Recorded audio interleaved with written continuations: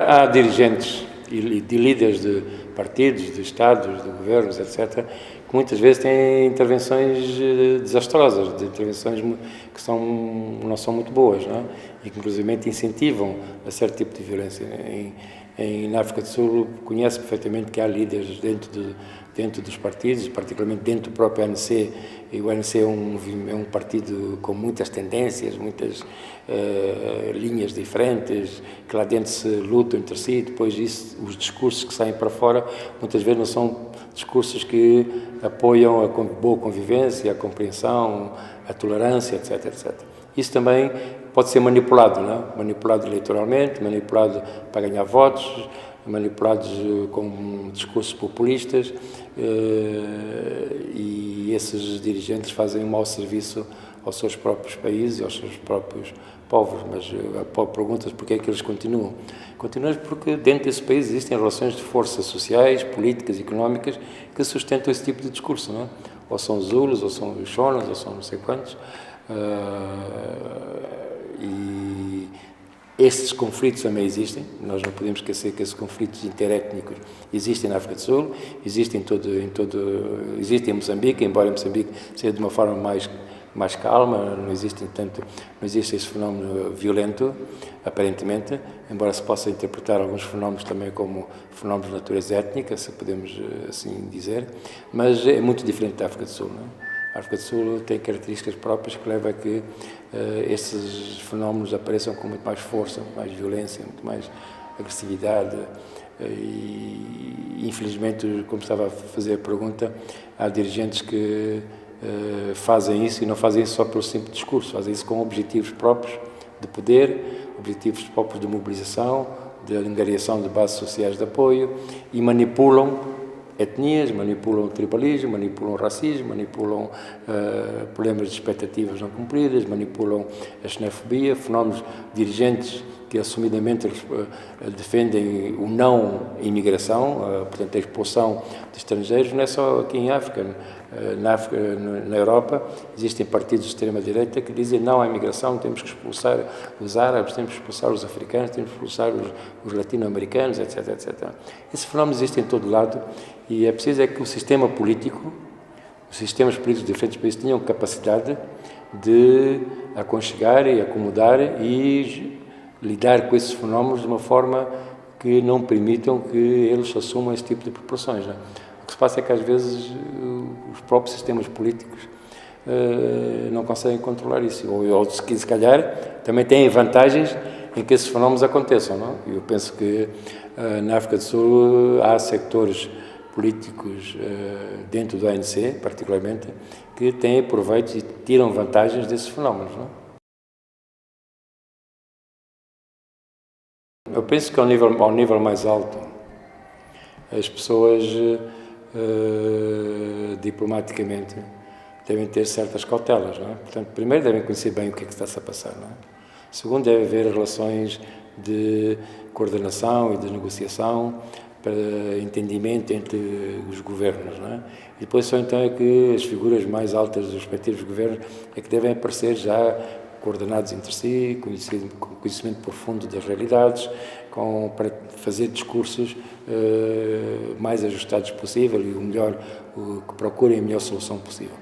É verdade que esses fenómenos de coordenação, de conhecimento da realidade, às vezes demoram demasiado, não sei se porque é resultante da natureza complexa dos fenómenos, se é o problema também de uma reação muito lenta da parte dos próprios dirigentes. Pode ser, ambas as coisas podem ser. Acredito que a situação é complexa e acredito também que possa ter havido alguma morosidade na reação rápida dos dirigentes de ambos os países. É possível que isso aconteça. Eu não conheço em detalhes como é que o processo se encaminhou, mas é verdade que em muitos casos as lideranças demoram muito a reagir, não é? Como eu disse, esses fenómenos assumem maior violência periodicamente, não é? Depois acalma, continua, depois há um novo fenómeno de crise ou de desemprego ou de qualquer outra razão política ou económica, volta a haver um fenómeno de xenofobia, depois é um problema cíclico, não é? É um problema cíclico porque as razões de fundo não estão resolvidas. As razões de fundo são aquelas que eu disse, não é? Pobreza, igualdade, acesso aos serviços básicos, melhores condições de trabalho, salários, reivindicações dos trabalhadores, capacidade negocial entre trabalhadores, empresários, empresas e governos. Todos esses fenómenos não são resolvidos e permanecem ao longo de anos sem que esses assuntos sejam definitivamente resolvidos ou pelo menos sendo gradualmente atenuados. Enquanto esse problema não for resolvido ou não houver políticas sérias de combate à pobreza, de melhoramento das condições de vida, de saúde, de educação, etc., esses fenómenos vão aparecer ciclicamente. A gente não pode ficar admirado se daqui a 4, 5 anos volta a acontecer um fenómeno igual, seja na África do Sul, seja em Moçambique, seja no Zimbábue, seja onde seja. Portanto, nós vemos que, por exemplo, em França, talvez seja o país onde existe maior migração árabe da Europa, esses fenómenos são cíclicos, não é? Portanto, desaparece, vai, desaparece. E porquê? Porque os problemas de integração, os problemas de coabitação entre as várias culturas, entre as várias raças, entre as várias coisas, não está perfeitamente ainda resolvido. Portanto, não existe uma integração perfeita ainda, não é?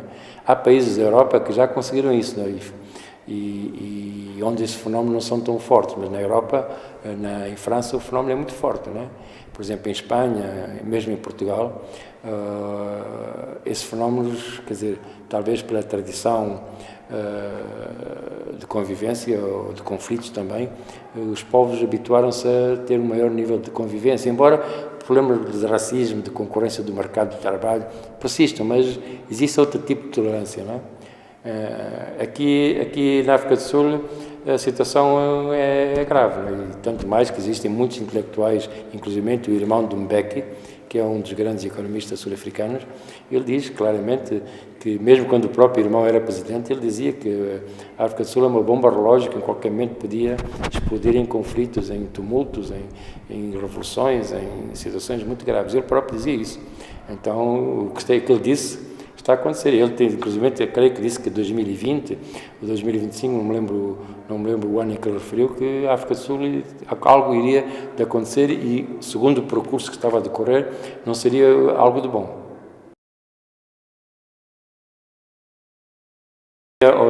Aqueles que estão sofrendo pela xenofobia, que procurem proteger-se, que procurem resguardar-se, procurem tomar medidas de precaução, que, se possível, saírem momentaneamente dos locais de maior conflitualidade, se possível, de não viajar, não exporem-se muito em público, nos locais de trabalho, nos locais de grande concentração das pessoas. As zonas de foco, penso que são perfeitamente conhecidos na África do Sul, onde são as zonas de maior perigo de xenofobia, de evitar essas zonas. Por parte dos agressores, vamos lá assim chamar, apelar para que compreendam que as pessoas que lá estão são humanos como eles próprios. Não há por que ter ações de vandalismo, de queimar crianças, matar pessoas à pedrada, isso já é vandalismo, já é selvagismo. Não há razões para que no século XXI isso possa acontecer, que exista um certo controle desses aspectos, mas também temos que ver o que é que está por detrás disso, qual é a agitação que provoca isso, porque as pessoas individualmente não são assim. Eu não acredito que uma pessoa individualmente faça isso de qualquer maneira, exceto se está em perfeito desequilíbrio psicológico e emocional, mas isso são casos isolados.